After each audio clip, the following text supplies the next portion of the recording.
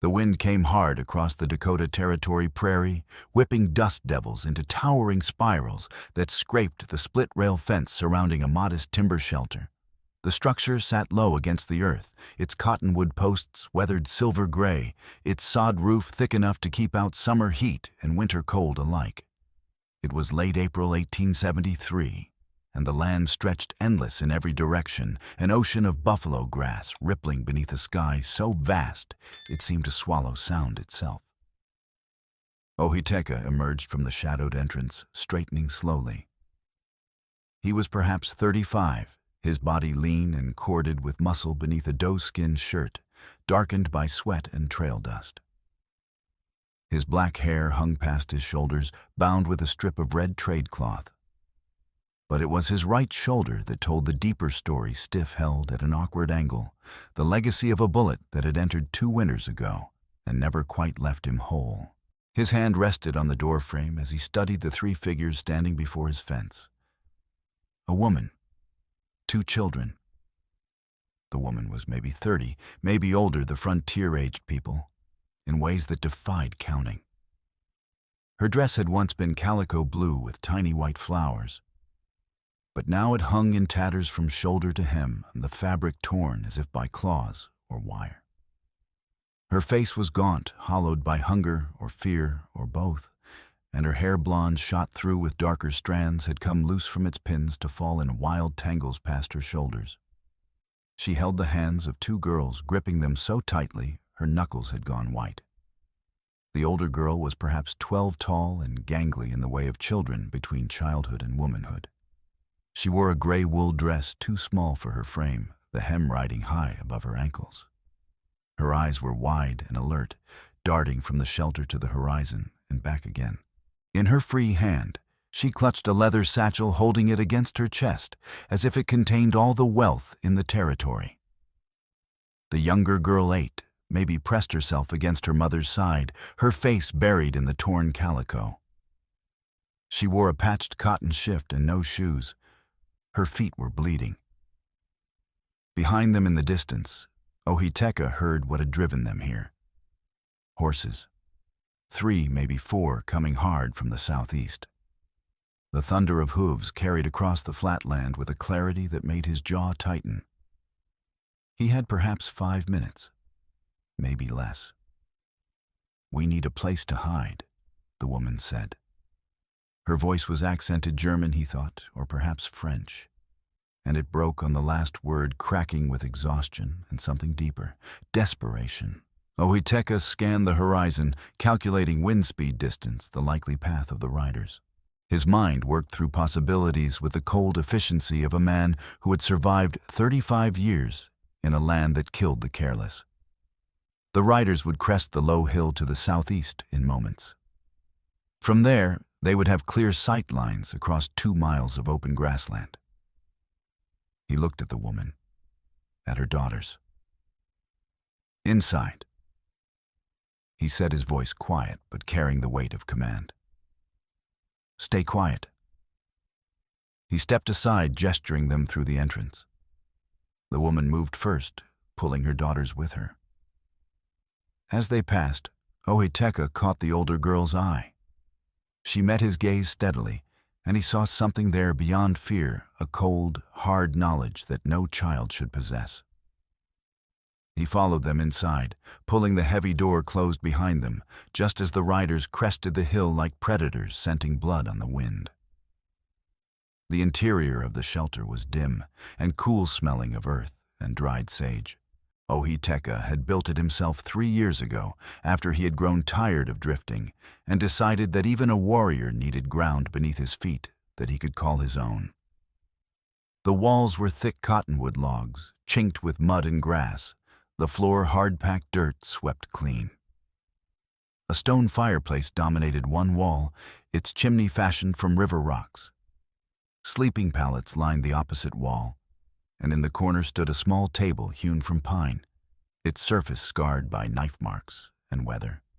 He kept his weapons above the table, a Colt 1860 Army 44 percussion revolver, wrapped in oiled cloth, a lever-action rifle he had won in a horse trade with a cavalry deserter, and a knife with a bone handle that had belonged to his father. The revolver held 6 rounds, the rifle 15. He knew the count the way other men knew prayers. The woman stood in the center of the room, still gripping her daughters, her chest heaving as she tried to catch her breath. Up close, Ohiteka could see the bruises on her wrists, dark purple circles where hands had gripped too hard.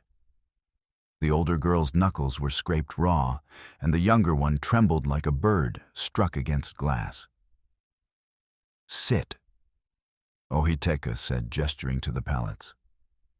"Drink." He retrieved a clay pitcher from the corner and poured water into 3 tin cups.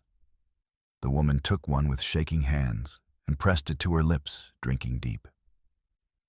The older girl did the same, but the younger one only stared at the cup, as if she had forgotten what it was for. Outside, the horses had stopped. Ohiteka could hear them, the stamp of hooves, the jangle of bits, the low murmur of men's voices conferring. He moved to the window, a narrow opening covered with a shutter of split wood. Through the gaps, he could see them clearly. 3 riders, white men rough-dressed in canvas trousers and wool shirts gone gray with trail dust. 2 carried ropes coiled at their saddles, capture gear, not killing tools. The third had a Spencer carbine across his lap, the blued, case-hardened receiver glinting in the afternoon sun. They were spread out in a loose arc, cutting off any eastern escape.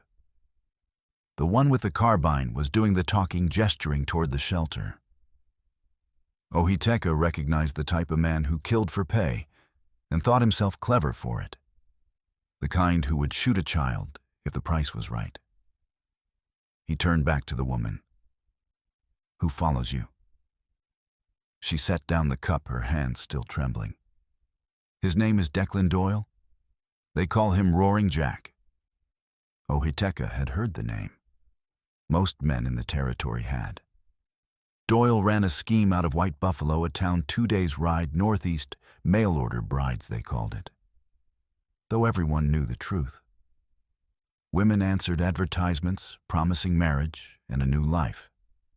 And when they arrived, Doyle took their money and put them to work. Some ended up in the railroad camps as cooks or laundresses, indentured under false contracts. Others simply disappeared. "You ran," Ohiteka said. It was not a question. "I took something that belongs to him," the woman said. "Something he will kill to get back." The older girl hefted the leather satchel. "Papers, money, names." Ohiteka felt his chest tighten, his breathing shallow. Evidence. The kind that could hang a man, or more likely get burned along with everyone who touched it. "Why bring it here?" he asked. The woman met his eyes. Hers were blue-gray, the color of storm clouds over the Missouri River, and they held a fierce, cornered defiance. "Because we had nowhere else to go." It was an answer that required no elaboration. The frontier was full of people with nowhere to go. Outside, one of the riders had dismounted and was walking toward the fence. Ohiteka watched him through the shutter slats, a tall man broad across the shoulders, with a beard that hung to his chest. He carried a rope in one hand, coiled and ready. "Stay here," Ohiteka said to the woman. "Do not make noise. Do not light the fire. Do not open this door until I return." "Where are you going?" the older girl asked. Her voice was steady, but her knuckles had gone white on the satchel.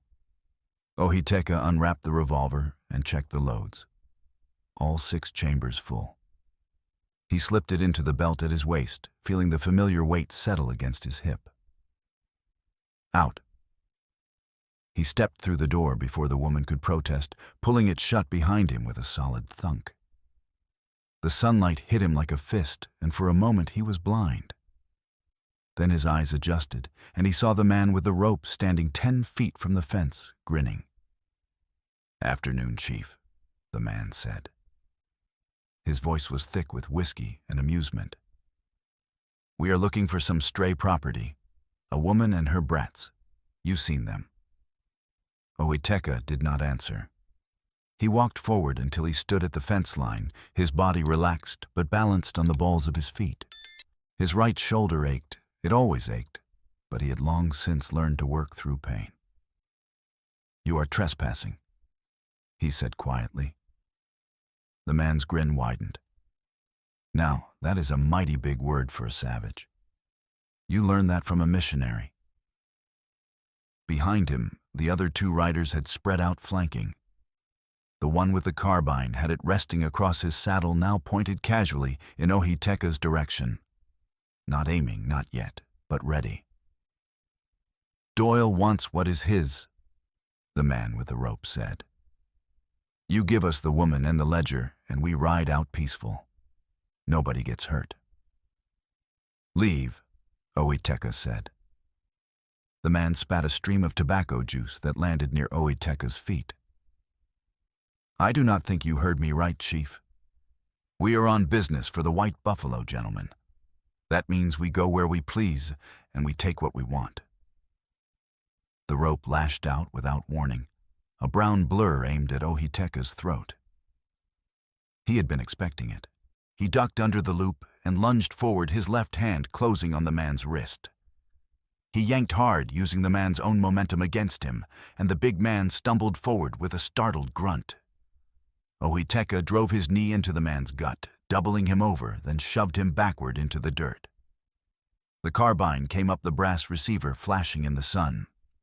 Ohiteka dove sideways as the shot cracked out splinters exploding from the fence post, where his head had been a second before.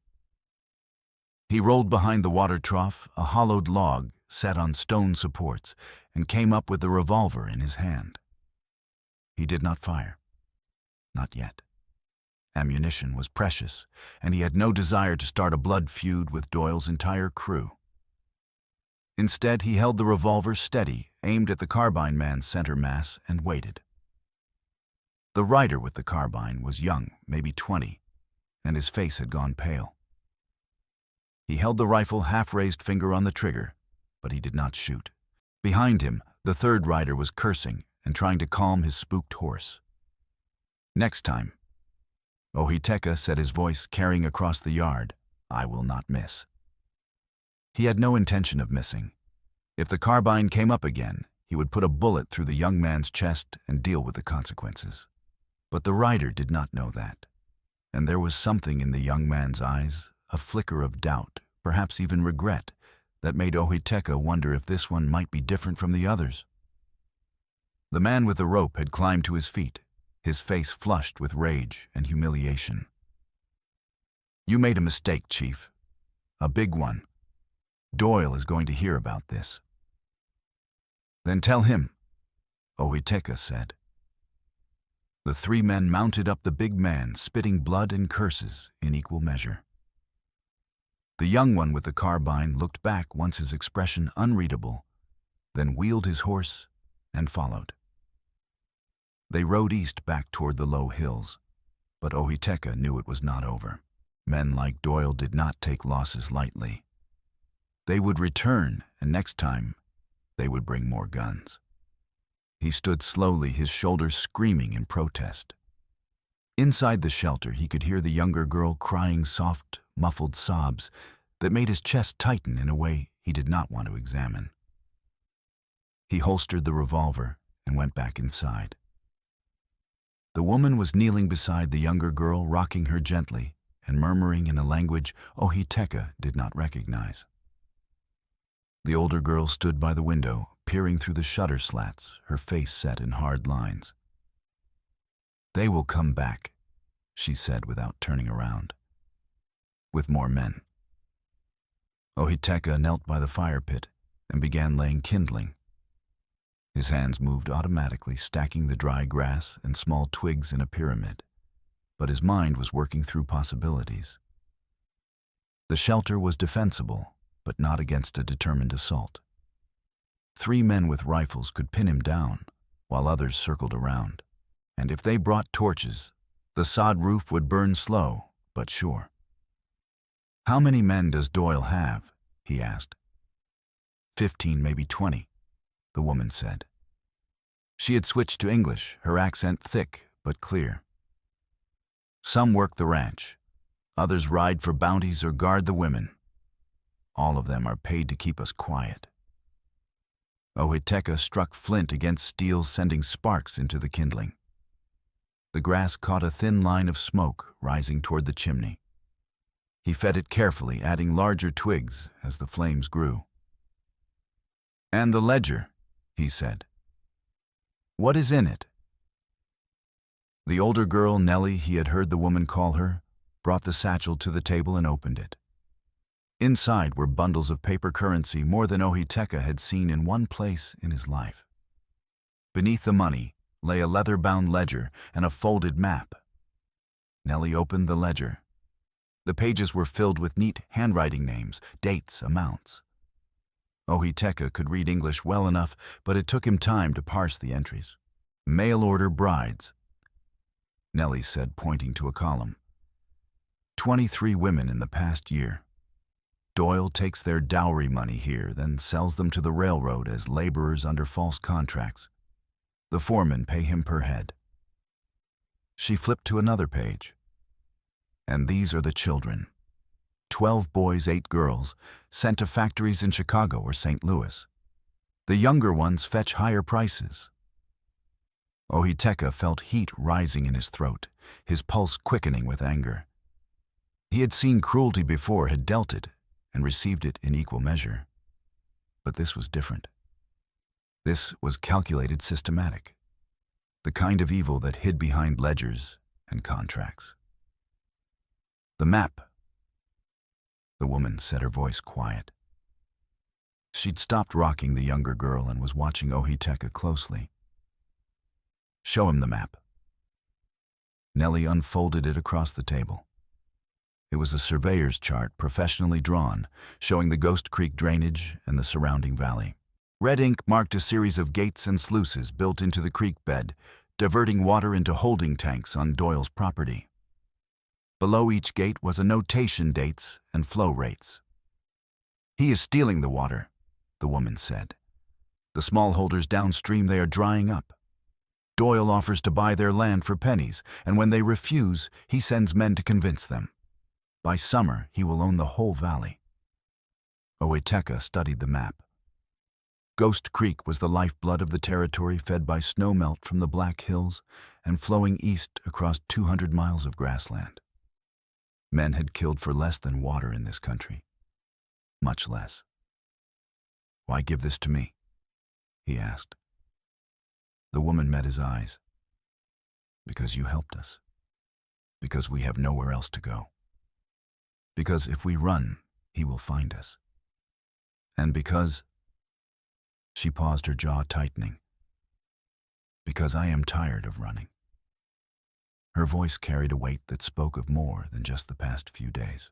There was history there, loss and betrayal, and something about the way she pronounced certain words, the slight Germanic softness on the consonants, the formal structure of her sentences, made Ohiteka wonder what she had left behind.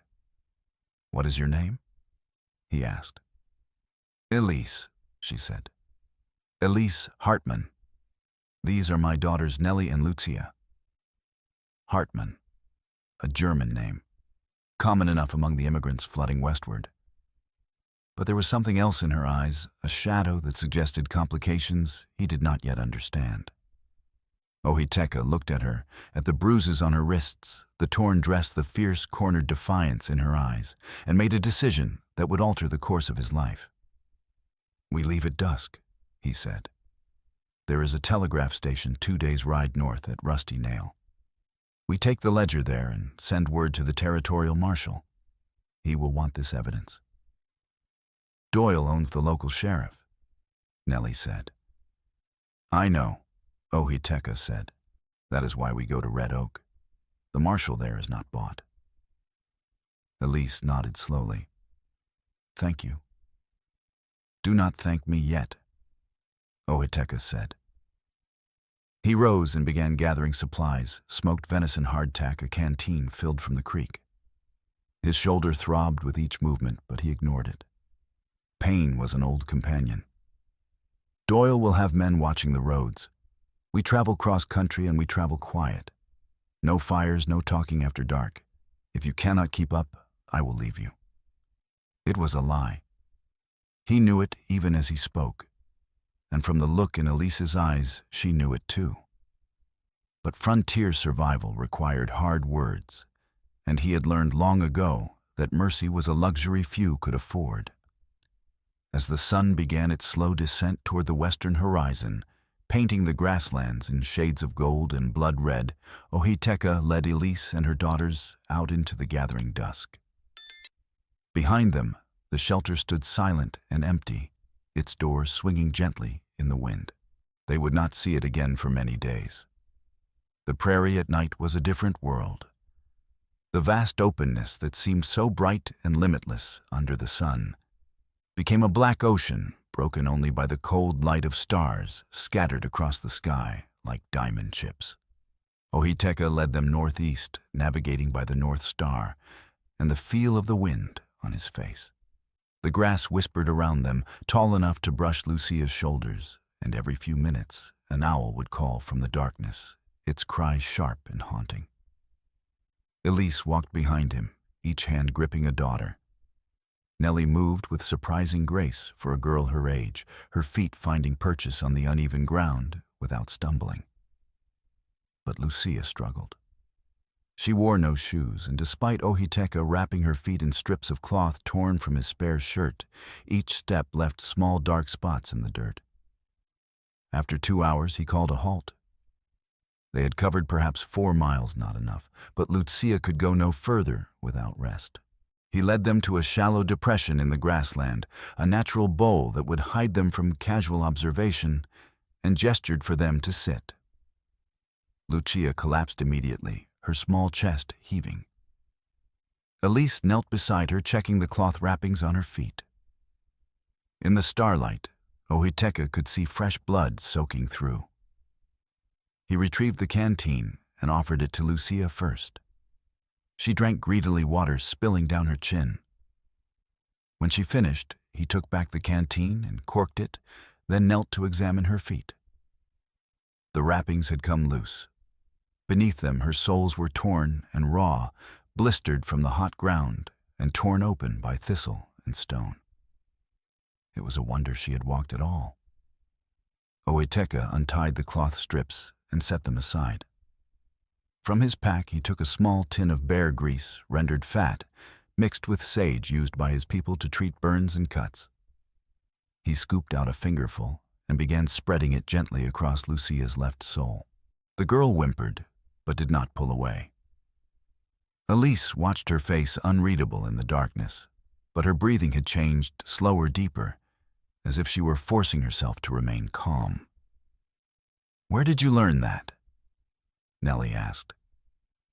She had taken up position at the edge of the depression, watching the horizon for movement. "My mother," Ohiteka said. He finished the left foot and started on the right. "She was a healer, before the fever took her." "Fever?" Elise said quietly. "Smallpox." "Yes." The word hung in the air between them, heavy with shared knowledge. The smallpox epidemics had ravaged the Plains tribes for decades, brought by white traders and soldiers spreading through villages like wildfire. Whole bands had been wiped out. Ohiteka had been 14 when it came to his people, and by the time it passed 3/4 of his village were dead, including his mother and his 2 sisters. "I lost my husband to cholera," Elise said softly. "In Munich, 3 years ago." Ohiteka's hands paused for just a moment on Lucia's foot. "You came alone with children." "I thought there would be a husband waiting. A carpenter," the advertisement said. "Good land, a house." Her voice grew bitter. "When I arrived in White Buffalo, it was Doyle who met the coach. There was no carpenter, no house, just—" She stopped, her throat working. "Just the ranch, and the locked rooms where he kept the women." Nellie spoke up, her voice hard. "Mama figured it out the first night. But we could not run, not until she found the ledger." Ohiteka finished wrapping Lucia's feet with fresh cloth, tying the knots snug but not tight. Then he took the buffalo robe from his pack and spread it on the ground. "Sleep," he said. "2 hours, then we walk again."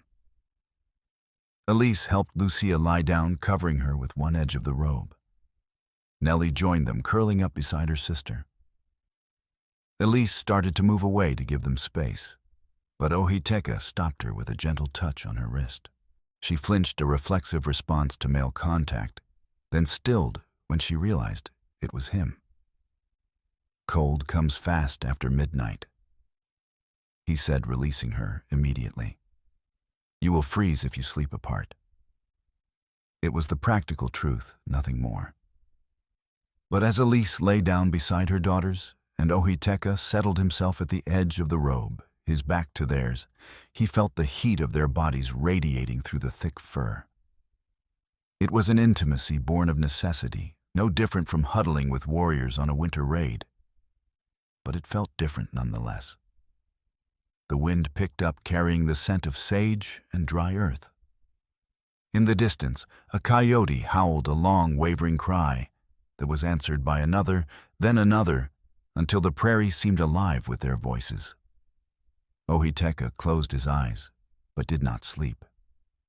Instead, he listened to the sounds of the night, sorting through them.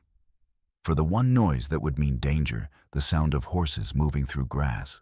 After what felt like a lifetime but was likely only an hour, Nellie whispered, "Are you awake?" "Yes," Ohiteka said quietly. "Why are you helping us?" It was a fair question. He thought about it for a moment, choosing his words carefully. "I have a daughter," he said finally. "She would be your age now. Maybe a year older." "Would be. She died 6 years ago. The fever." Nellie was silent for a long moment. Then, "I am sorry." Ohiteka did not answer. There was nothing to say. The dead were dead, and sorrow changed nothing. But as he lay in the darkness, listening to the soft breathing of the girls and their mother, he felt something shift inside him, a weight he had carried for so long he had forgotten it was there, lightening just a fraction. Behind him, he heard Elise's breath catch as if she were crying silently. But when he glanced back, her eyes were closed, her face peaceful in the starlight. When 2 hours had passed, he woke them gently, and they resumed their march. The stars wheeled overhead, marking the slow passage of time, and the prairie rolled on endlessly beneath their feet. They reached the river ford at dawn. The Ghost Creek crossing was shallow here, the water running fast and clear over a bed of smooth river stones. Cottonwood trees lined both banks, their leaves rustling in the morning breeze, and the air smelled of moisture and growing things. It was the first water they had seen since leaving the shelter, and Ohiteka knew it would be watched. He led them into the trees and called a halt, gesturing for silence. They crouched in the undergrowth while he studied the ford. No tracks in the mud on either bank, no horse droppings, no sign of recent passage. But that meant nothing. A smart man would post his watchers upstream where they could see anyone approaching. "Wait here," he whispered to Elise. "Do not move until I return." Before she could protest, he slipped away through the trees, moving with the silent efficiency of a hunter. His right shoulder protested the low crouch, but he ignored it, focusing instead on the task at hand. He found the watcher 50 yards upstream, sitting in the crook of a cottonwood with a rifle across his lap. The man was young, maybe 18, with a patchy beard and a wide-brimmed hat pulled low over his eyes. He was not watching the ford. He was watching his hands trying to roll a cigarette, despite the breeze that kept scattering his tobacco. Ohiteka circled wide, coming up behind the tree. He waited until the young man had finally managed to light his cigarette, then stepped out from cover and placed the barrel of his revolver against the base of the man's skull. "Do not move," he said quietly. The young man froze the cigarette falling from his lips to land in the dirt below. "Easy now," he said, his voice tight with fear. "I am just earning a day's wages. Who sent you?" "Doyle," Said to watch the crossings. Said the woman would be heading north. How many others? 2. One at Bent Fork, one at the railroad bridge. Ohiteka considered his options. He could kill the young man. A single blow to the head would do it quiet and quick. But killing carried consequences, and he had no desire to add another death to his tally unless necessary. And there was that flicker he had seen in the young man's eyes back at the shelter doubt hesitation. Not all of Doyle's men were monsters. Some were just desperate. "Climb down," he said. Slowly. The young man descended from the tree, his hands held high. Ohiteka gestured toward the river. "Take off your boots." "What? Your boots? Take them off." The young man complied, pulling off his boots and socks with shaking hands. Ohiteka took them and tossed them into the fast-moving water, where they were immediately swept downstream. "Now walk east," Ohiteka said. "Do not stop until you reach White Buffalo. If I see you again, I will not be merciful." The young man nodded, his face pale. But as he turned to go, he paused. "Mr. the woman. She got young ones with her." Ohiteka's grip tightened on the revolver. "Why?" "Because," the young man swallowed hard. "Because Doyle, he does not care about young ones. He will hurt them same as anyone.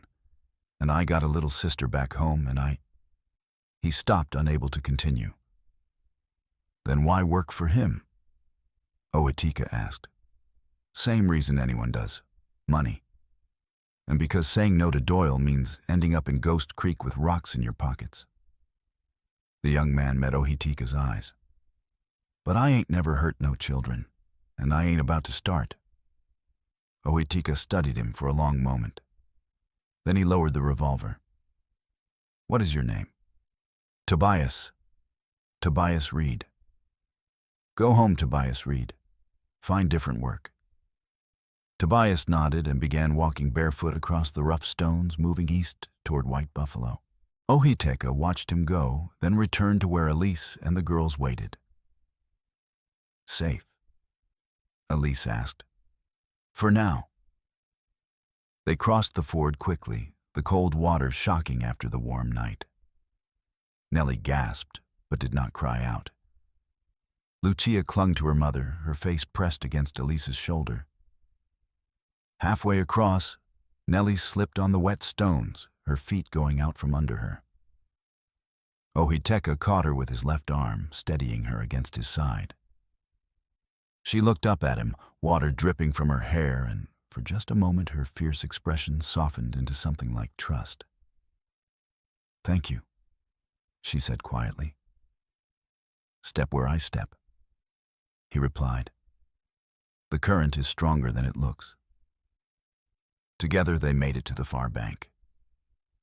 Elise wrung out her skirts, shivering in the morning air. Her wet dress clung to her frame, and Ohiteka could see how thin she had become, the sharp lines of her collarbones, the hollow beneath her throat. She caught him looking and wrapped her arms around herself, not in modesty, but in a futile attempt to conserve warmth. Without a word, Ohiteka shrugged out of his doe-skin shirt and held it out to her. Beneath it, he wore only a thin cotton undershirt. "You will freeze," Elise protested. "I have walked colder," he said. "Put it on." She hesitated, then took the shirt and pulled it over her wet dress. It was far too large, hanging to her knees, but it was warm and dry. She pulled it close around her, and their eyes met for a moment, a wordless exchange that carried more weight than gratitude. Ohiteka pulled the smoked venison from his pack and divided it into 4 portions, handing them out. "Eat. We have another 10 miles before Rusty Nail." They ate in silence, chewing the tough, salty meat. It was not much, but it would keep them moving. When they finished, Ohiteka led them back into the grasslands, putting distance between themselves and the river. Behind them, the sun climbed higher, turning the sky from gray to blue to brilliant gold. The heat built as the morning wore on, shimmering above the prairie in waves. Lucia began to lag, her small face flushed with exertion. Ohiteka called a halt in the shade of a lone cottonwood, said the only tree visible for miles. They rested there, passing the canteen in silence, while he kept watch. "Tell me about your daughter," Elise said quietly. She was sitting with her back against the tree, Lucia's head in her lap. Ohiteka was silent for a long moment. Then, her name was Winona. She was 9 when the fever came. She liked to sing, and she could track a deer better than men twice her age. "She would have been proud of you," Elise said, "for helping us." "She would have done the same," Ohiteka replied. "She had a soft heart. It was—" His voice roughened. "It was her only weakness." Elise reached out and touched his hand, where it rested on his knee. Just a brief touch, her fingers cool against his skin, but it sent an unexpected jolt through him. Kindness is not weakness. He did not answer, but he did not pull away either. They did not see the riders until it was too late. The riders came from the west, 5 men spread out in a loose line, moving at a steady trot. They crested a low rise and spotted Ohiteka's group immediately, 4 figures in open country silhouetted against the morning sun. There was no cover, no place to hide. Only empty grassland stretching in every direction. "Run!" Ohiteka said, his voice flat and cold. His heart slammed against his ribs, each beat loud in his ears. Elise did not argue. She grabbed Lucia and ran Nellie at her side. Ohiteka remained where he was, his hand on the revolver at his belt, calculating distances and angles. The riders were a quarter-mile away, closing fast. He had 6 shots, 5 men. Even if he did not miss, and at this range against moving targets, he would miss, it would not be enough. But running was pointless. The horses would run them down in minutes. He drew the revolver and fired once into the air. The shot cracked across the prairie, sharp and clear. The riders reined in their horses, dancing nervously. Ohiteka fired again, aiming for the ground in front of the lead rider. Dust kicked up and the horse reared, nearly throwing its rider. It was a bluff. He had 4 shots left and the riders would figure that out soon enough. But it bought time, precious seconds, for Elise and the girls to put distance between themselves and the danger. The lead rider shouted something Ohiteka could not hear, and 3 of the men dismounted, raising rifles. They were going to shoot. He dropped to one knee, presenting a smaller target, and aimed carefully at the lead rider's horse. He did not want to kill the animal, but a wounded horse would create chaos. Before he could fire, a new sound cut through the morning air, a sharp, clear whistle, high and piercing. The riders turned, startled, and Ohiteka risked a glance over his shoulder. A wagon was approaching from the north, moving fast. It was driven by a woman, tall and broad-shouldered, with iron-gray hair, bound in a tight bun. She wore a simple wool dress and a leather apron, and she handled the reins with the easy competence of someone who had spent a lifetime on the frontier. Beside her sat a man in a black suit, holding a rifle across his lap. The wagon pulled up between Ohiteka and the riders, and the woman set the brake with a sharp jerk. She stood, one hand on her hip, and stared down the riders with the kind of look that could freeze whiskey in July. "You boys got business here," she called out. Her voice carried like a whip crack. The lead rider, a thick-necked man with a scar running from his eye to his jaw, spat into the dirt. "That is Doyle's property you are protecting, Miss Finch. Best step aside." "Property," the woman, Finch said flatly. "You mean the woman and her children. Last I checked, the 13th Amendment made that particular trade illegal. The woman stole from Mr. Doyle. We are here to collect what is his." "Then take it up with the territorial marshal," Finch said. "Or the army. or the circuit judge when he comes through next month. Until then, you are trespassing on open range, and I suggest you turn around before someone gets hurt." The man in the black suit stood raising his rifle to his shoulder. He did not aim it at anyone in particular, but the message was clear. The riders conferred among themselves, voices low and urgent. Finally, the scarred man spat again and gestured to his men. They mounted up and rode west, back the way they had come. But as they crested the rise, the scarred man turned in his saddle and pointed at Ohiteka. "This is not over," he called out. He called. Then they were gone, swallowed by the rolling grassland. Finch climbed down from the wagon and walked over to where Elise stood with her daughters. She looked them over with a critical eye, then nodded. "You look like you have been through the ringer. Climb up. We will get you to Rusty Nail." "Why help us?" Elise asked, her voice wary. Finch smiled, but there was no warmth in it. "Because I know what Doyle does to women, and because Cassandra Finch does not abide slavers." The man in the black suit climbed down and extended his hand to Ohiteka. "Dr. Henry Albright," he said. "I run the clinic at Rusty Nail, such as it is." Ohiteka shook his hand.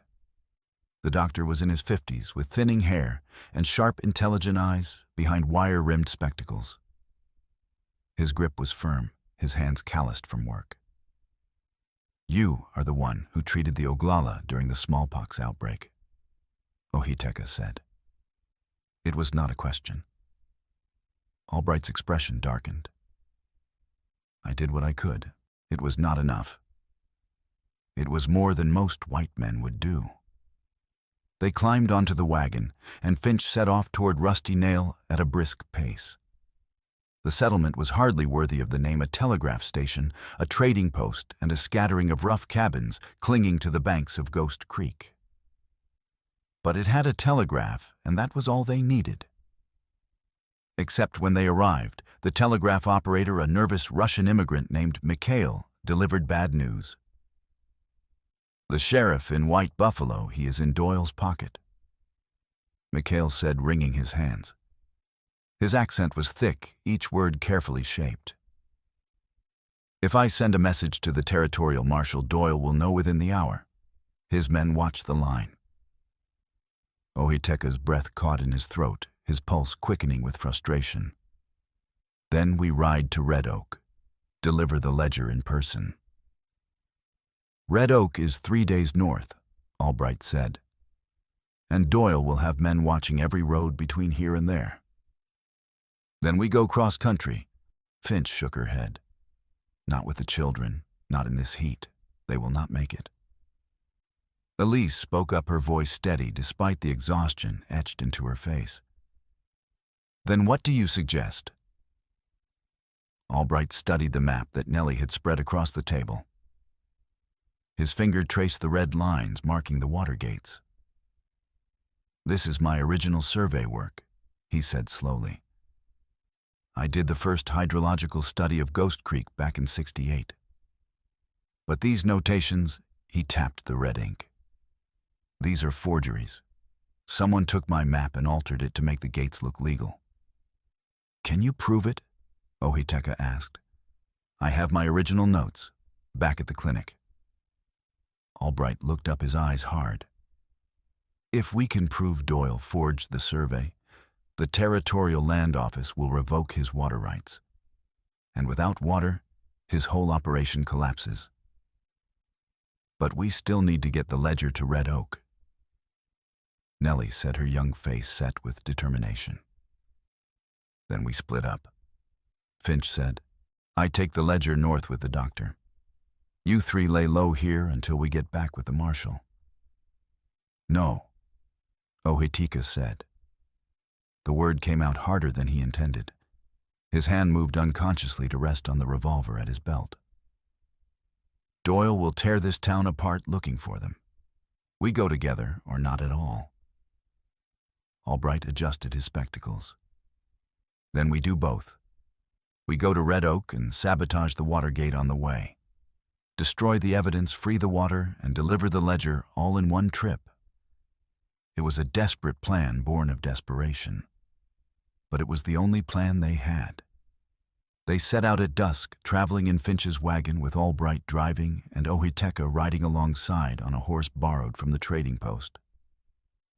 The journey north was tense and exhausting.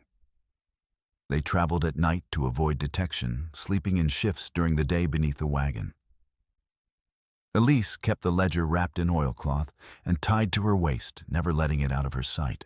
Nellie took to riding up front with Albright, asking him questions about medicine and surgery, with the quiet intensity of a girl who had seen too much suffering. Lucia slept most of the time, curled up in Elise's lap, her small face pinched with exhaustion. On the second night, they were forced to shelter in an abandoned homestead when a storm rolled in from the west. The wind howled across the plains, tearing at the wagon canvas and sending tumbleweeds skittering past like ghosts. Inside the ruined cabin, they built a small fire and huddled around it, sharing strips of dried beef and hardtack that tasted like sawdust. The rain came in sheets, hammering the roof with a sound like distant gunfire. Thunder rolled across the prairie, and lightning illuminated the landscape in stark, white flashes. Lucia whimpered with each thunderclap, pressing closer to her mother. Nellie sat by the window, watching the storm. "Do you think he will find us?" she asked quietly. "Yes," Ohiteka said. There was no point in lying. But not tonight. Elise was checking Lucia's feet, rewrapping them with fresh cloth. Her hands moved with practiced efficiency, but Ohiteka could see the tremor in her fingers, the exhaustion that came from too many days without proper rest. "Let me," he said, kneeling beside her. She hesitated, then nodded and moved aside. Ohiteka took over the wrapping, his hands steady, despite the ache in his shoulder.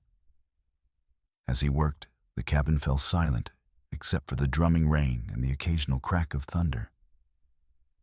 "There is something I need to tell you," Elise said suddenly.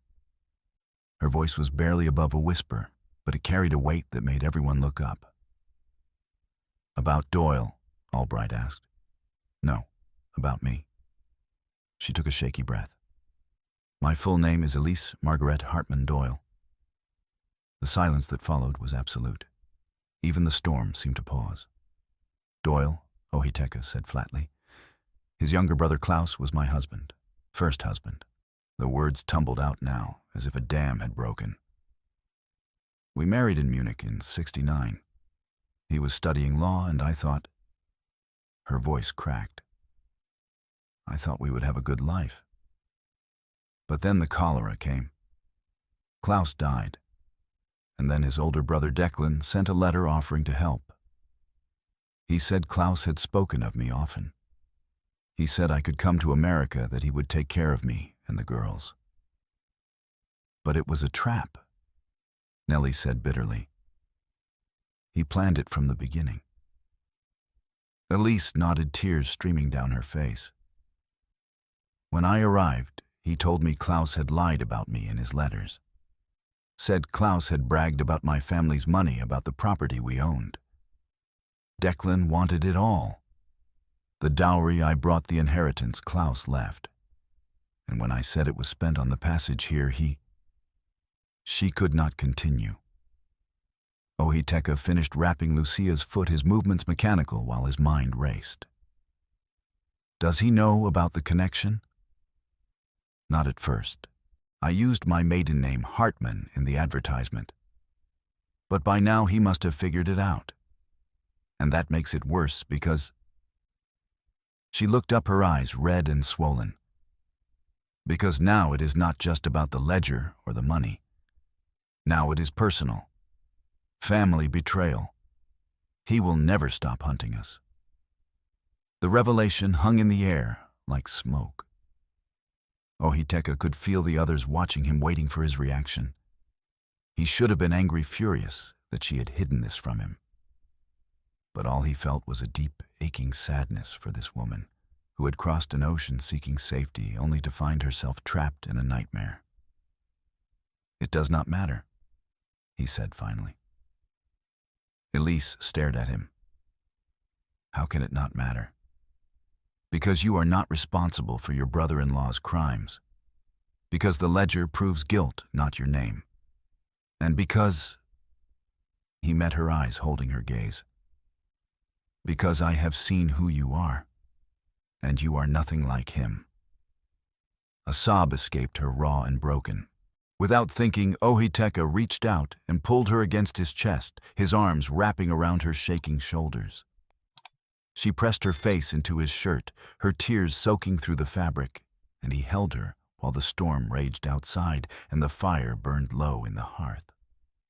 Nellie turned away, giving them privacy, and began singing softly to Lucia a German lullaby that sounded like something from another world.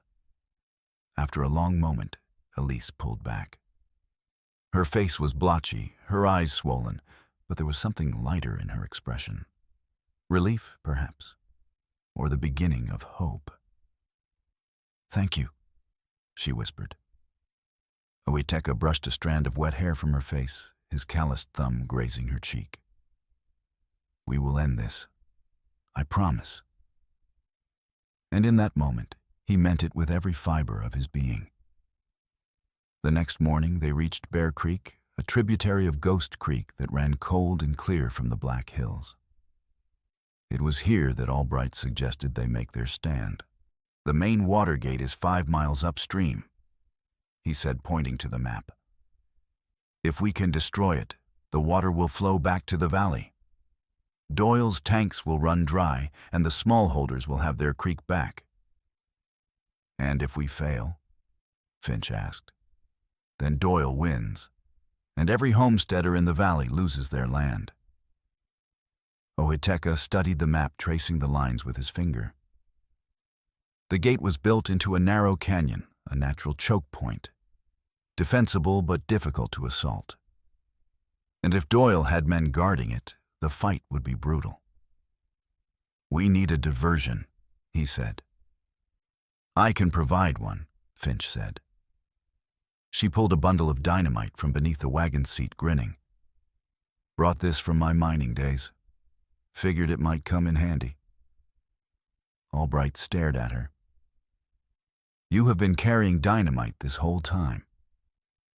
"Of course," Finch said. "You never know when you might need to blow something up." Despite everything, Ohiteka felt the corner of his mouth twitch, almost a smile. But before they could move on, the gate disaster struck. They were camped near a small spring planning their assault, when a rider approached, carrying a white cloth tied to a stick. Ohiteka recognized him immediately, the young man from the river ford. "Tobias Reed." The young man dismounted slowly, his hands visible and empty. "I am not here to fight," he called out. "I got a message from Doyle." "Say it and leave." Finch said, her rifle trained on him. Tobias swallowed hard. "He has Lewis Pike, old Badger Pike the farmer who gave you shelter after the wolf chase."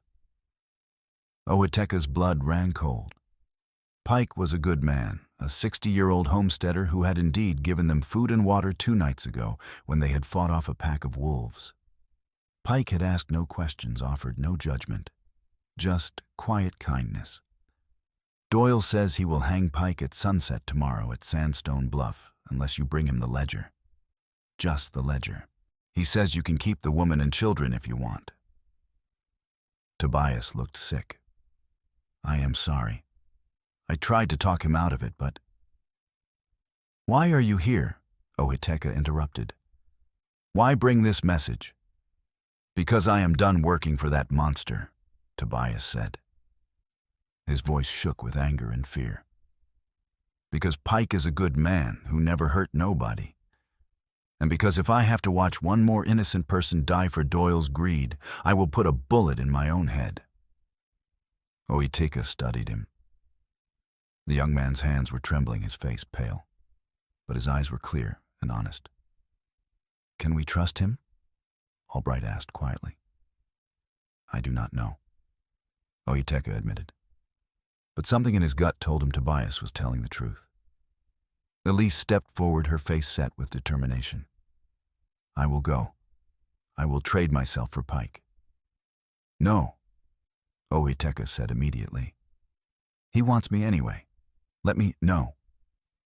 The word came out sharper than he intended. He turned to face her fully, his hands gripping her shoulders. You are not going anywhere near that man. Do you understand me? Elise stared up at him, her eyes wide. In that moment, something passed between them, an understanding, a shift in the unspoken dynamic that had been building since they met. His grip on her shoulders softened his thumbs, brushing gently against the fabric of her borrowed shirt. I will go, he said quietly. I will trade myself for Pike. That is suicide, Finch protested. Maybe, but it will buy you time to get Pike free. And if it does not work, then I die, and you take the ledger to Red Oak and make sure Doyle hangs. Elise's hands came up to cover his where they still rested on her shoulders. There has to be another way. There is, Tobias said. Let me help. I know the layout at Sandstone Bluff.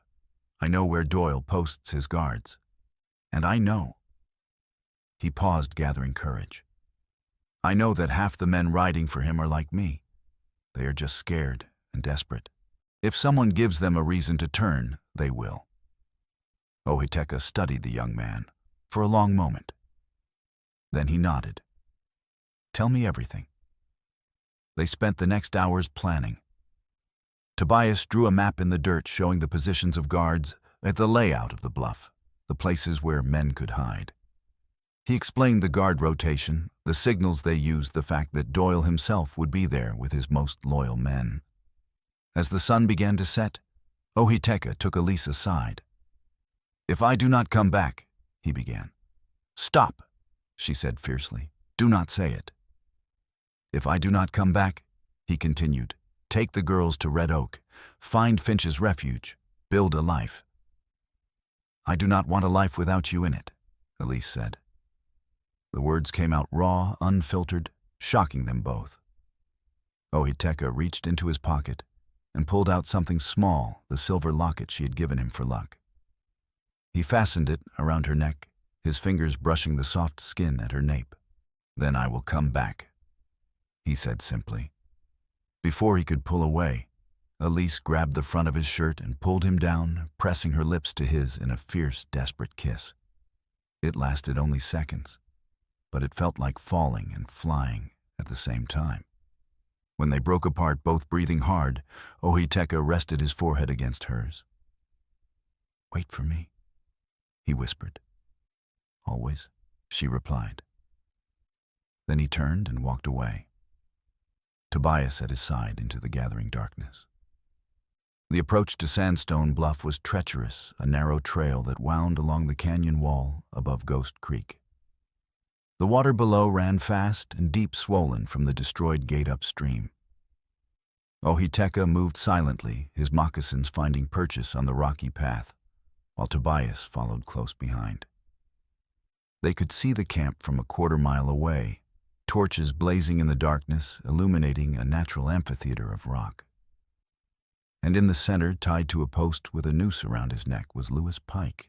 The old man's head hung low, his breathing shallow and labored. Even from this distance, Oiteka could see the bruises on his face, the way his body sagged against the ropes. They had beaten him. Badly. Doyle himself sat apart smoking a cigar and studying a pocket watch. He was a big man, broad across the shoulders, with a face like weathered granite and eyes that reflected the torchlight like a predator's. Around him, 18 men lounged by the fire, drinking coffee and cleaning their weapons. Too many, Tobias whispered. We cannot take them all. We do not need to take them all, Oiteka replied. Just create chaos. He studied the camp layout, his mind working through possibilities. The guards were lazy, confident in their numbers. The horses were picketed on the far side, nervous from the smell of water and fire. And there, on the southern edge, a stack of kerosene barrels likely stolen from a passing freight wagon. "Can you shoot?" Ohiteka asked Tobias. "Well enough. Then when I give the signal, you start shooting at those barrels. Aim for the torch closest to them. Understand?" Tobias's eyes widened. "You are going to blow them up. I am going to create a distraction. You and Finch's people use it to get Pike out. I will handle Doyle." "That is insane." "Yes," Ohiteka agreed. "But it is all we have." He waited until the guard rotation changed the moment when men were moving, distracted, not fully alert. Then he stepped out of the shadows and into the firelight, his hands raised. "I came to make a deal," he called out.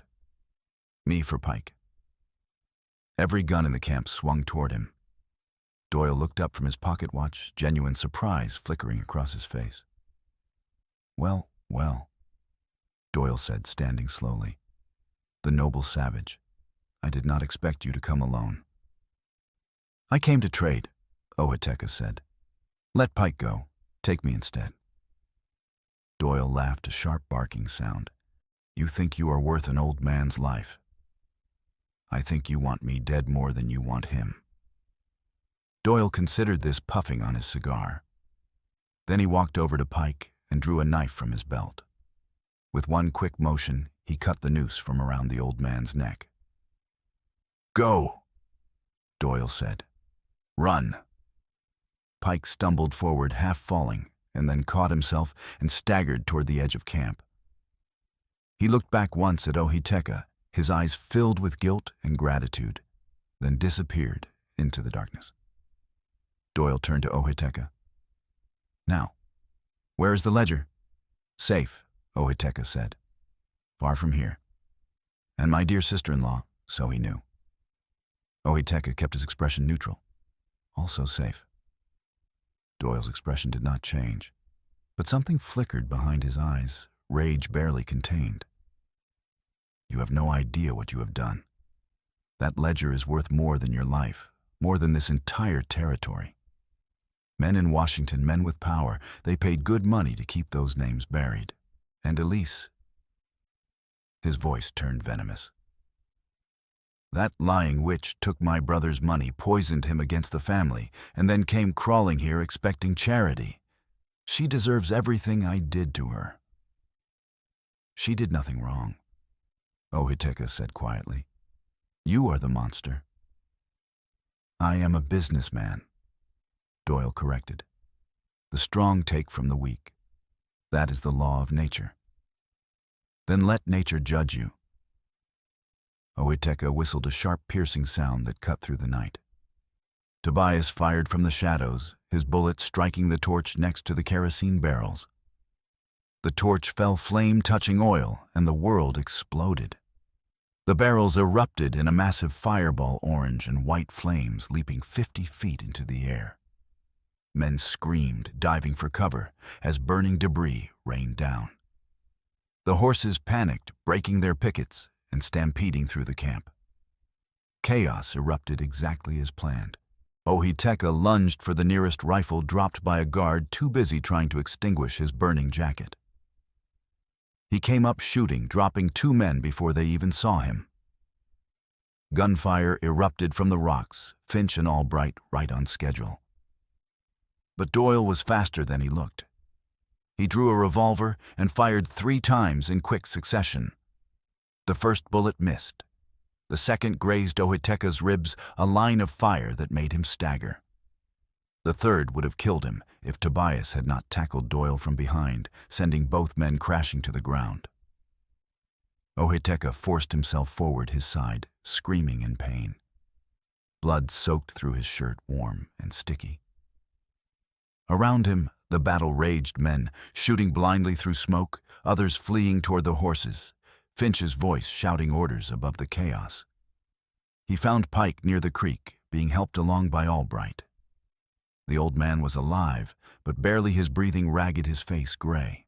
Ohiteka grabbed Pike's other arm, and together they started moving him toward safety. That was when he heard Elise scream. She had come after all, ignoring his orders, and now 2 of Doyle's men had her cornered near the edge of the bluff. Nellie and Lucia stood behind her. Nellie holding the revolver Ohiteka had given her, her hands shaking so badly she could barely aim. Ohiteka ran, ignoring the agony in his side, ignoring the blood loss that made his vision swim. He reached the first man and drove his knife into the man's shoulder, dropping him. The second man turned, raising his rifle, but Nellie fired a wild shot that went wide but forced the man to duck. It was enough. Ohiteka closed the distance and slammed the rifle barrel aside, and then drove his fist into the man's throat. The man went down choking. "I told you to stay back," Ohiteka gasped, turning to Elise. "And I told you I do not take orders," she replied. Her face was pale, her hands shaking, but her eyes blazed with fierce determination. Behind them, Doyle had broken free from Tobias and was advancing with a shotgun. "Enough!" he roared. "All of you stop, or I will blow the children's heads off." The shotgun swung toward Nellie and Lucia. Everything seemed to slow down. Ohiteka saw Elise's face twist in horror, saw Nellie push her sister behind her, saw Doyle's finger tighten on the trigger. He did not hesitate. He threw himself forward, stepping between Doyle and the girls just as the shotgun roared. The blast caught him in the chest, slamming him backward like a fist from heaven. He hit the ground hard, the world going white with pain. Distantly, he heard screaming Elise, Nellie, maybe both. He heard more gunfire, more shouting, the sound of running feet. Through the ringing in his ears, he heard Cassandra Finch's voice, a wordless roar of rage, and then gunshots close and rapid. Someone was shooting. Many people. Ohiteka forced his eyes open. The night sky wheeled above him, stars blazing cold and indifferent. He tried to breathe and tasted blood. Elise's face appeared above him, her hair falling around them like a curtain. She was saying something, but he could not hear the words. Her hands pressed against his chest, trying to stop the bleeding, but there was so much blood. "Stay with me," she was saying. He could read her lips, even if he could not hear her voice. "Please, stay with me." He wanted to. He wanted nothing more than to stay, to see the sun rise over the prairie one more time, to hear the girls laugh, to feel Elise's hand in his. But the darkness was closing in thick and heavy, and he could not fight it anymore. His hand found hers where it pressed against his chest. He squeezed once, trying to tell her everything he had not said, everything he would never have time to say. "The ledger," he managed to whisper. "Finish this." "We will," Elise said. Tears streamed down her face, but her voice was steady. "I promise." He tried to tell her he loved her. Strange how that realization came so clearly now at the end, but the words would not come. Instead, he squeezed her hand again, hoping she would understand. And then the darkness swallowed him whole. He woke to pain. It was a sharp, burning pain that radiated from his chest and side, so intense it made him cry out. Hands pressed him down, gentle but firm, and a voice spoke above him, low and soothing. "Easy. Do not move. You are safe." He opened his eyes. The world was blurry out of focus, but he could make out shapes, walls, a ceiling, a window, letting in pale morning light. He was in a bed. A real bed with clean sheets and a pillow beneath his head. Dr. Albright's face swam into view, his expression a mix of relief and exhaustion. "Welcome back," Albright said. "You gave us quite a scare." "How long?" Ohiteka managed to croak. His throat felt like sandpaper. 3 days. You lost a lot of blood, and the shotgun pellets had to be removed one at a time. 13 of them scattered across your chest. But you are alive. Against all odds, you are alive. Ohitekha tried to sit up, but the pain stopped him. Albright pushed him back down.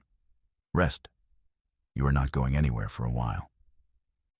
Elise, the girls? They are safe. In Red Oak with the marshal. The ledger has been delivered and warrants have been issued for what is left of Doyle's operation. It is over. Doyle, dead. Finch put 3 bullets in him after he shot you. He fell into Ghost Creek and drowned. They found his body 2 miles downstream. Ohitekha closed his eyes, letting the words wash over him. It was over. They had won. Or at least they had survived, which in this country was often the same thing. There is more, Albright said quietly. Tobias Reed testified against Doyle's operation. Turned out half the men riding for Doyle were like him, desperate, scared, trapped. When they saw Tobias turn 5, others followed. They helped us win the fight. The territorial marshal is offering them clemency in exchange for testimony. Good, Ohitekha whispered. Pike. Albright's expression darkened. I am sorry. His heart gave out the night after the fight. We did everything we could, but... He shook his head. He was a good man. Pain lanced through Ohitekha's chest, and this time it had nothing to do with physical wounds. Pike had died because of him, because Ohitekha had involved him in this mess. It was not your fault, Albright said, reading his expression. Pike knew the risks, and he would have done it anyway. That was the kind of man he was. Over the next 2 weeks, Ohitekha healed slowly. Albright's clinic in Red Oak was small but well equipped, and the doctor visited daily to change bandages and check for infection. Finch stopped by often, bringing news from the outside world. Doyle's ranch had been seized by the territorial government. The women and children still held there. 14 women and 6 children had been freed. Judge Reeves was reviewing the ledger and preparing indictments against everyone named in it, including several prominent businessmen in Washington and 2 railroad executives. The forged water rights had been revoked, and Ghost Creek was flowing freely again, bringing life back to the parched valley. Smallholders were returning to their land, planting crops, rebuilding. It was a victory. But it came with a cost. They buried Lewis Pike on a hill overlooking the valley, with a simple wooden cross marking the grave. Elise and the girls attended the funeral, along with a dozen smallholders whose land Pike had helped protect. It was a quiet ceremony with no preacher, just Albright reading a passage from the Bible, and Finch saying a few words about courage and sacrifice. Ohitekha stood apart from the others, leaning heavily on a crutch Albright had fashioned for him. His chest was still wrapped in bandages, and every breath was a reminder of how close he had come to joining Pike in the ground. Elise caught his eye across the grave and gave him a small, sad smile. Later, after the others had left, she approached him. Nellie and Lucia trailed behind, their faces somber. "How are you feeling?" Elise asked. "Like I was shot," Ohitekha replied. She almost smiled. "The marshal says we can stay in Red Oak as long as we need to. He has offered us space in the boarding house." And then, Elise looked out over the valley, her expression thoughtful. "I do not know. Go west, maybe. California or Oregon. Start again." Ohitekha nodded. It was the sensible choice. Red Oak was no place for a widow, and her daughters especially one who had just brought down a powerful man. There would be repercussions, people who blamed them for the upheaval. Better to move on, to disappear into the vastness of the frontier. But the thought of them leaving made his chest tighten in a way that had nothing to do with his injuries. "Or," Elise said slowly, "we could stay, if there is a reason to." She was looking at him now, her blue-gray eyes steady and unreadable. Ohitekha felt something shift inside him, A wall he had built around himself, brick by brick, year by year, beginning to crumble. "My shelter is still standing," he said quietly. "At Ghost Creek. It is small, but it has good water and good land. Room for a garden if someone wanted to plant one." Elise's expression softened.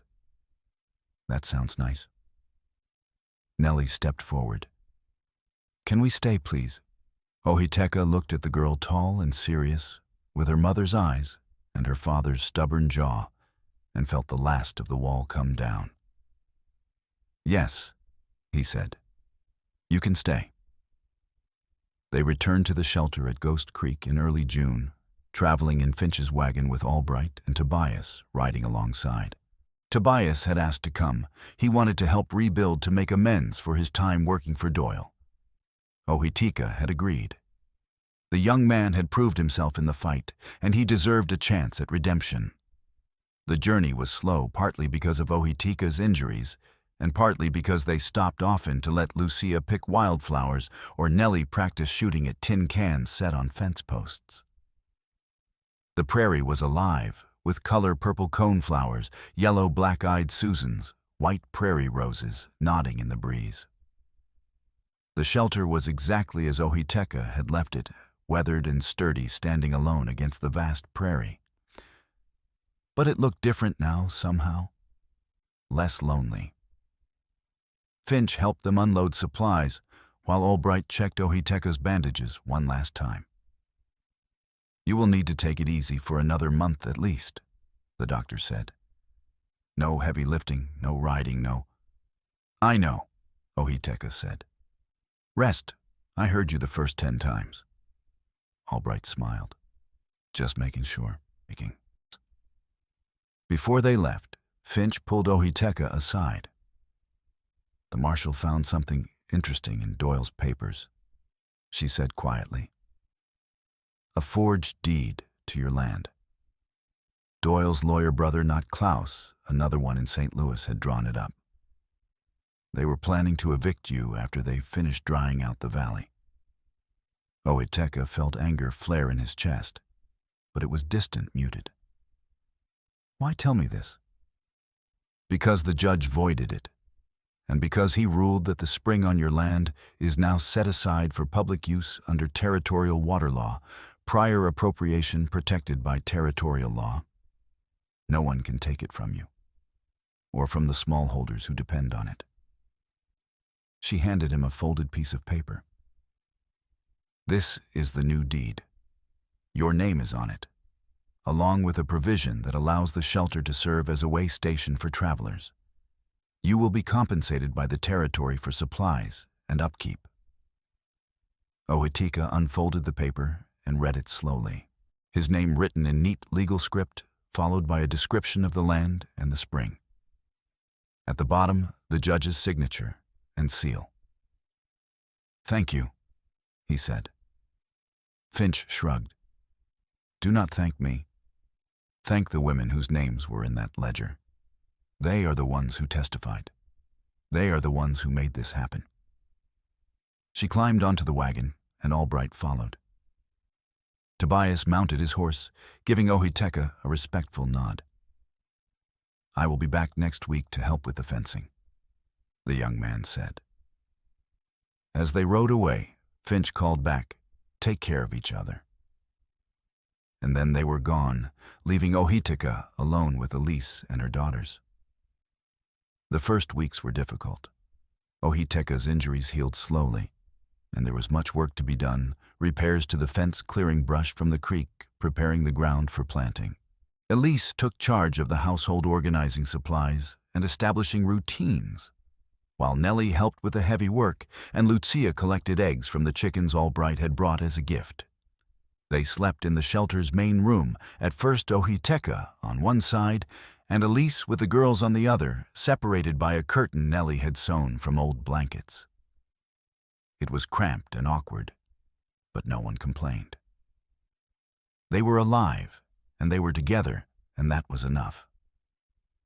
At night, when the wind howled across the prairie and the coyotes sang their lonely songs, Ohiteka would lie awake and listened to the sounds of breathing, Elise's slow and steady, Nellie's soft, and even Lucia's rapid and light.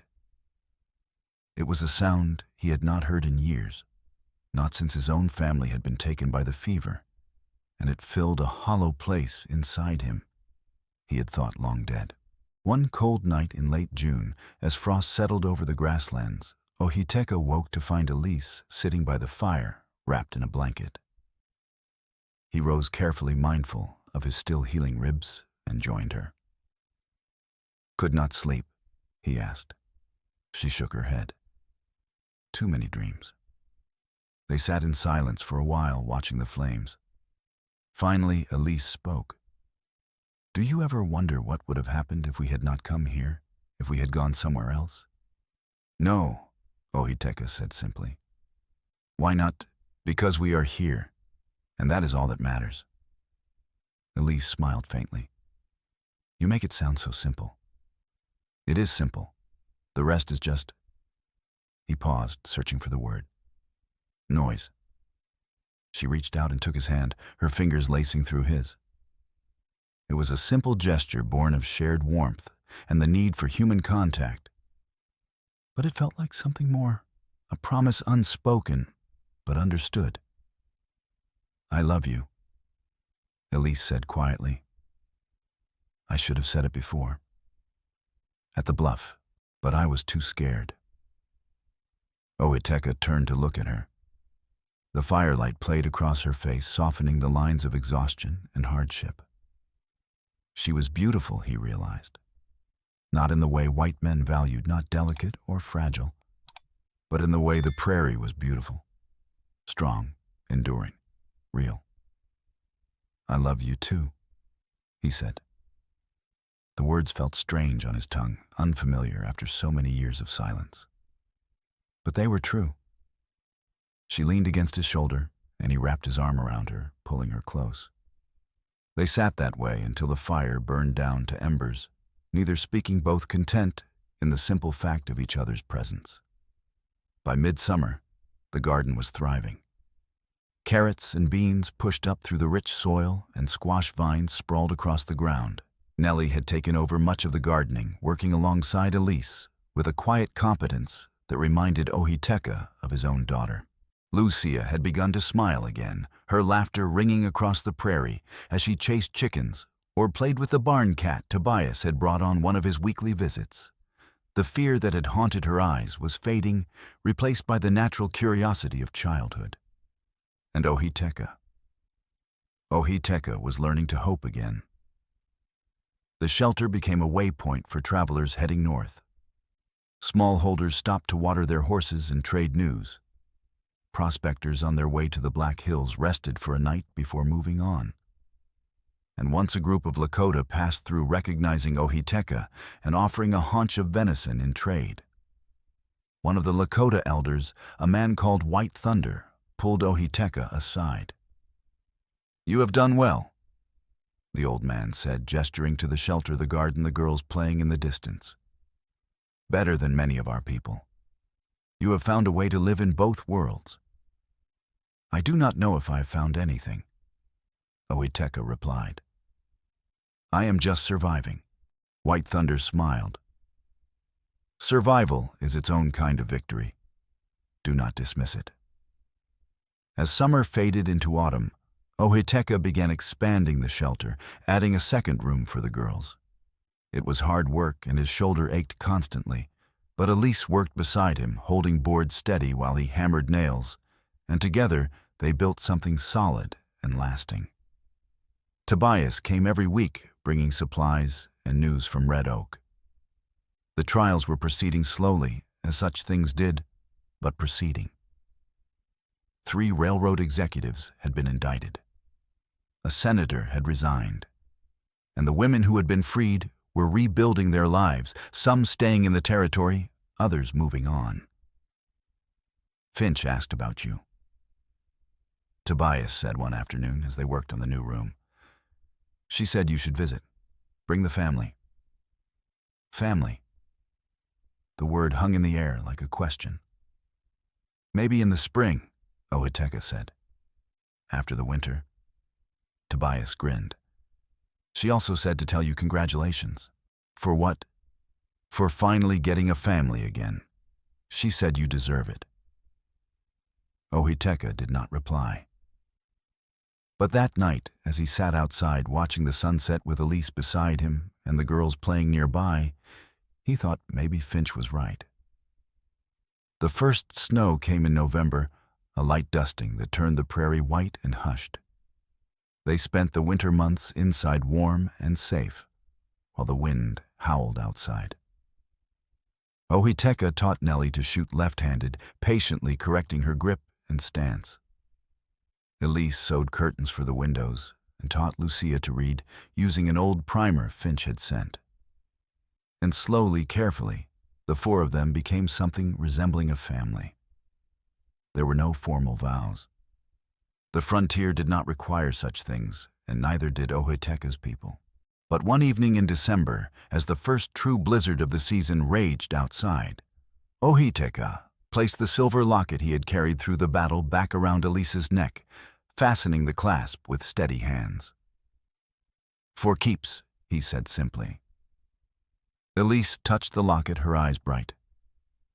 "For keeps," she agreed. They stood there for a moment, hands joined, while Nellie and Lucia watched with knowing smiles. Then Elise rose on her toes and kissed him gentle and sweet, a promise of more to come. That winter they survived. And in the spring, when the snow melted and Ghost Creek ran high and clear, they began to thrive. Travelers spoke of the shelter as a place of refuge where strangers were welcomed and no one was turned away. They spoke of the Lakota warrior with the scarred shoulder who taught children to track and hunt, and of the widow from across the sea who built a garden in the wilderness, and of the two girls who grew strong and capable under the endless Dakota sky. Judge Reeves came through in April, completing his circuit, and stopped at the shelter for a night. Over dinner, venison stew and fresh bread, he delivered news. All indictments had been successful. Doyle's network had been dismantled. The women were free, the water restored, justice served. "You did a good thing," the judge said, looking at Ohiteka and Elise. "A hard thing, but good." "We did what was necessary," Elise replied. "And that," the judge said, "is the highest form of courage." Before he left the next morning, the judge pulled Ohiteka aside. "There is one more thing. The territorial governor wants to issue you a commendation for service to the territory." "I do not want it," Ohiteka said immediately. "I told him you would say that." The judge smiled.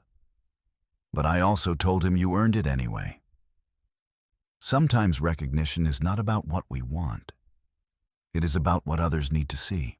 They need to see that a Lakota warrior and a German widow and a repentant young man can stand against evil and win. They need that hope. Ohiteka considered this. Then he nodded. "Tell the governor I accept. But only if Finch and Albright and Tobias are recognized too. And only if the money goes to the women we freed." "Done," the judge said. As the judge rode away, Elise came to stand beside Ohiteka. "What will we do with all this recognition?" she asked, her tone teasing. "Ignore it," Ohiteka said, "and keep living." She laughed a sound as bright and clear as water over stones, and took his hand. The years that followed were not easy.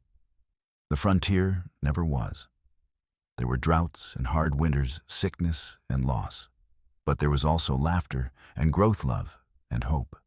Nellie grew into a young woman, strong and capable, who eventually became a teacher at the Red Oak schoolhouse. Lucia followed in her mother's footsteps, learning medicine from Albright and helping run the shelter's way station. Tobias married a freed woman from Doyle's ranch and built a homestead near the shelter, becoming Ohiteka's closest friend and ally. And Ohiteka and Elise, they built a life together, piece by piece, day by day. They never spoke of marriage in white terms, but everyone who knew them understood they were bound as surely as any ceremony could make them. On warm summer evenings, they would sit outside the shelter and watch the sunset paint the prairie in shades of gold and crimson. Sometimes they talked. Sometimes they simply sat in comfortable silence, hands joined content in each other's presence. "Do you ever regret it?" Elise asked one such evening. "Helping us all that it cost you." Ohiteka looked at her, at the gray, threading through her blonde hair and the lines around her eyes that came from years of laughter and hard work, the strength and grace that time had only deepened. "Not once," he said. And he meant it. Because in the end, that was what mattered. Not the battles fought or the wounds endured. Not the recognition or the justice served. But this, the simple, profound gift of family chosen and earned through shared hardship and unwavering commitment.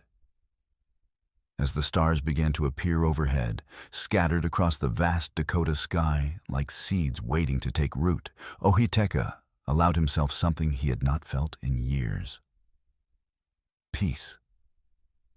Not the absence of struggle. The frontier would always be harsh, but the bone-deep knowledge that whatever came, they would face it together.